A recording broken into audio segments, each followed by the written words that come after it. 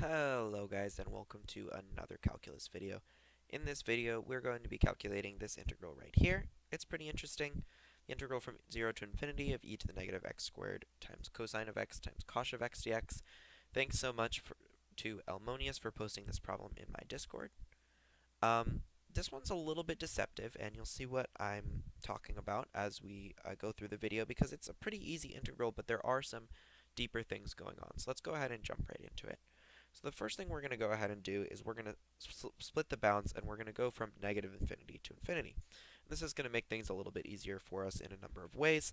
And we can also do this because this is a completely even function. So we're also going to multiply by 1/2 as we do that. Then what we're going to do is we're going to write out the definitions of cosine of x and cosh of x in terms of complex and real exponentials, respectively. So that's this right here. And then we can just go ahead and multiply these all together, just FOIL everything out, and we're going to end up with all of these expressions right here. And we could split this into 4 different integrals. And as you can see, we have pretty much the same setup with each of these 4 separate integrals. There's just a different number right here. So I'm going to define an integral function I of z equals the integral from negative infinity to infinity of e to the negative x squared times e to the zx dx. And then we're going to go ahead and use this I of z to express this integral in terms of the sum of 4 different values of I of z times 1/8. So now we're just going to go ahead and calculate I of z right here. So in order to do that, we just go ahead and put everything into the same exponential right here.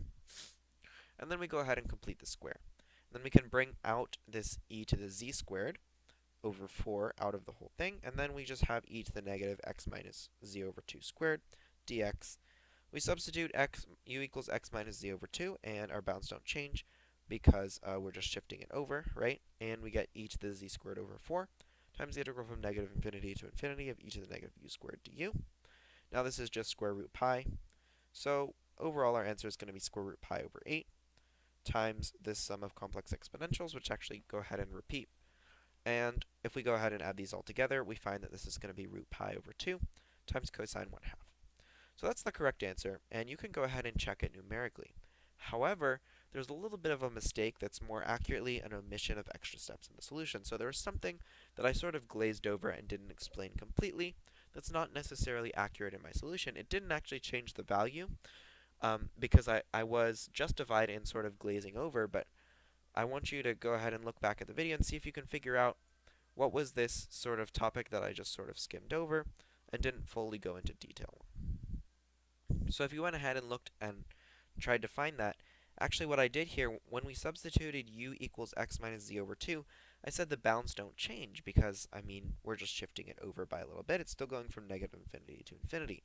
However, it's important to note that this negative infinity is, we're really writing the limit as r goes to infinity of the integral from negative r to r, right?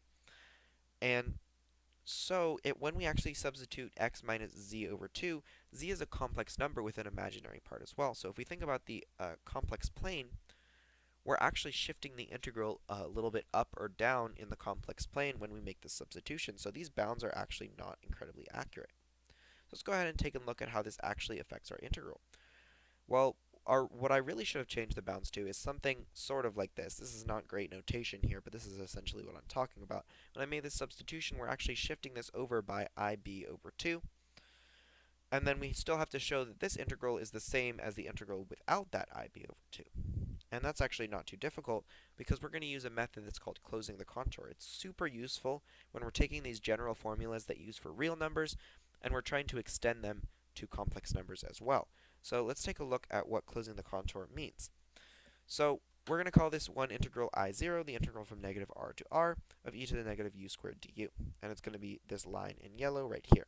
And then IB is the red line over here, and it's the integral from negative r minus IB over 2 to r minus IB over 2 of e to the negative u squared du. And of course, r is going to infinity. And so you see we have this yellow line, which is I0, and this red line, which represents IB.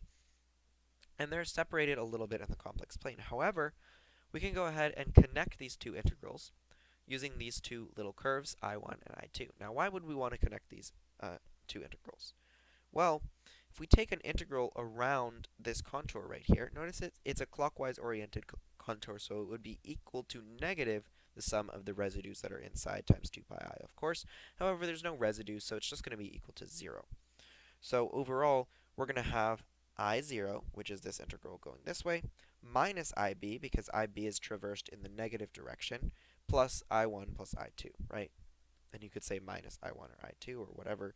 And so what we have to do is calculate I1 and I2, and then we can find the relationship between I0 and IB. However, notice that with I1, if we go ahead and substitute u equals r plus I alpha, we get this nice little integral right here.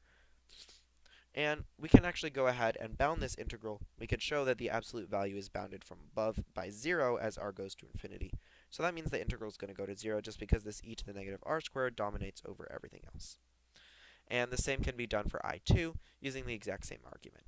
And so that actually means if we go back to this equation up here, 0 is going to be equal to I0 minus IB plus 0, which means that I0 equals IB, and we've successfully shown this little expression that we had to prove right here.